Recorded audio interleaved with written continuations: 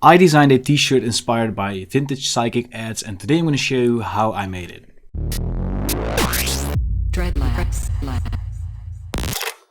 What's going on everyone, my name is Tom from Dreadlabs, welcome to the channel. I am a graphic designer and all-around creative, and today I'm going to show you how I designed this t-shirt. Before we go into the design, I wanted to let you know that you can get this t-shirt by going to everpress.com.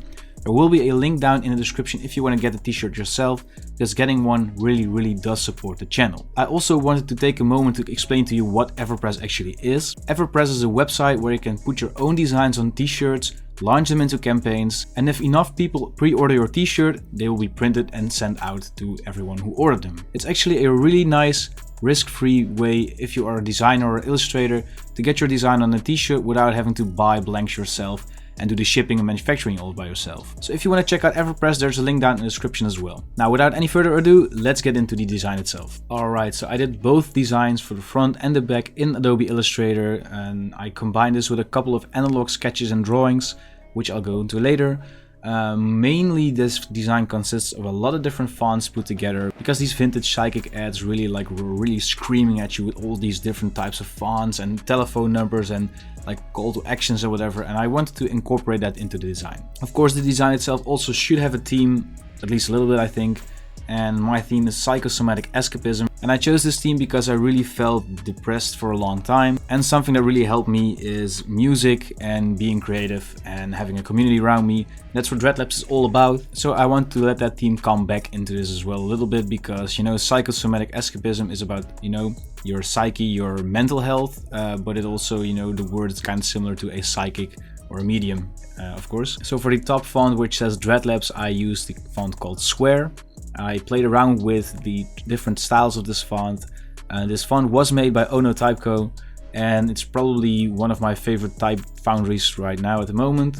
And you're actually going to see a couple of more fonts made by this type foundry during this video. So the second and third font are Nimbus Sans Extended. This font is basically the main font that I use for Dreadlabs a lot of the time. So the top one is Extended Black, and the second one, like the smaller text, is Extended Bold. And underneath that we have an illustration of an eye.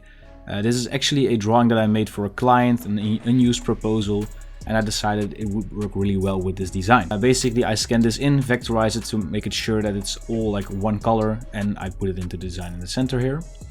Now for the more exciting background, I think, let's go into what's happening here. So the fonts that you're looking at right now, where it says Master Your Mind, that's Eckmannpsych. Where it says Psychosomatic Escapism and the Pursuit of Enlightenment, I think both of those are Meno Display. 013 might be Meno Display as well, but then just like really slanted and skewed.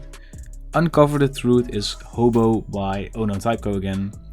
Enter the Void is also Nimbus Sans, and then it says like Void in the background here as well, like this smaller thing here. I'll just type it out for you so you can see. So this font is called AON09. This is a font by a high type foundry. I'll put a link down in the description as well, because this is a smaller type foundry and it's really dope. They have really cheap fonts and the designs are really cool. Then we have, I think, Helvetica for the Join Us Now and the 555. Basically just a simple sans serif font. And then we have Dreadlabs here. I don't know if it's readable or not, but I think this is also Meno Display, but this was processed in Photoshop, and I'm going to show you real quick how I did it. So basically what I did is I stretched this out like this, and I skewed it like this. And I'm doing this by holding Control or Command on my keyboard.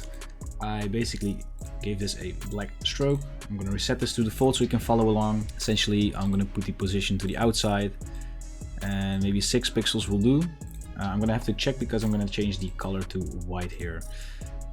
Maybe a little bit thicker, maybe like 12 pixels. What I'm gonna do next is right click, convert this into a smart object, go to Filter, Pixelate, Mosaic, and under the cell size, I'm gonna have to play around with this a little bit. I think around 9 will do, and I'm gonna go to Adjustments and a Threshold.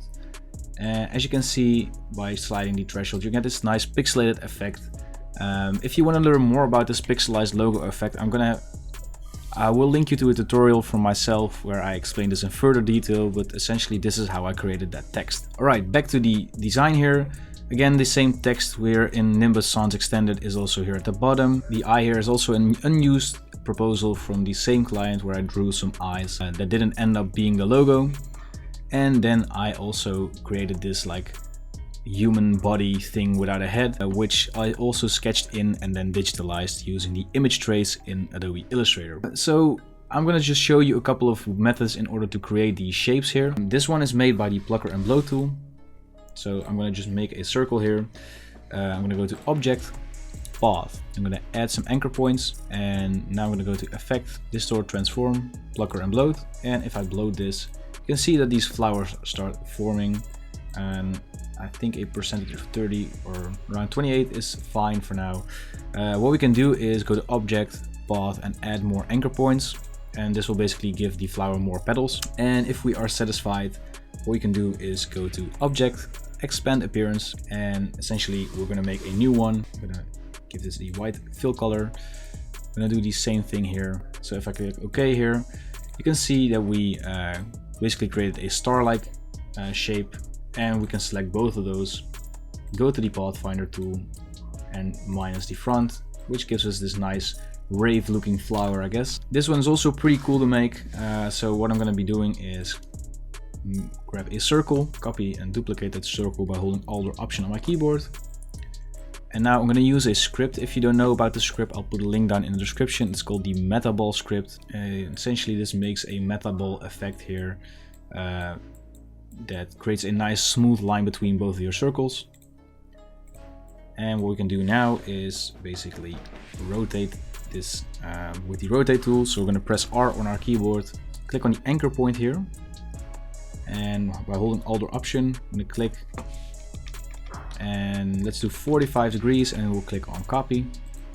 And if we press Command or Control D, we're going to repeat that same action, and as you can see we get this like nice DNA looking shape, which can in return flatten.